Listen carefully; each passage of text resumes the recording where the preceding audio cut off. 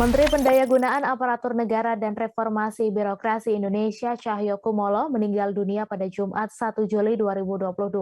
Cahyokumolo meninggal pada usia 64 tahun di Rumah Sakit Abdi Waluyo.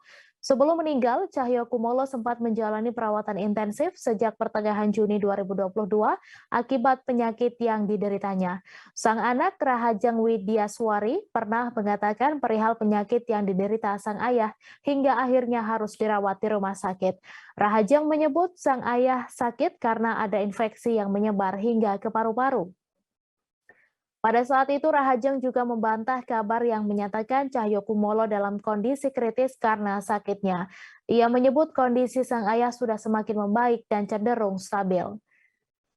Hal senada juga disampaikan Sekretaris Kemenpan RB Rini Widiantini saat itu yang mengatakan Cahyo masih menjalani perawatan secara intensif di rumah sakit. Namun Rini tidak mengatakan perihal sakit yang diderita Cahyokumolo.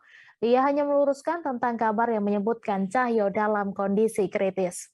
Saat dirawat di rumah sakit, Cahyokumolo sempat dijenguk oleh Presiden Joko Widodo. Saat itu, Presiden Jokowi menjenguk Cahyokumolo setelah menghadiri Rakernas 2 PDIP di Sekolah Partai Lenteng Agung pada Selasa 21 Juni. Selain itu, Ketua Umum PDI Perjuangan Megawati Soekarno Putri disebut terus memantau perkembangan kesehatan Cahyokumolo.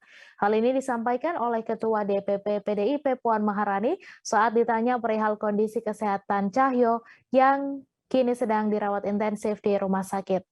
Puan mengungkapkan Cahyokumolo saat itu masih dirawat di rumah sakit dan tengah dipantau oleh tim dokter.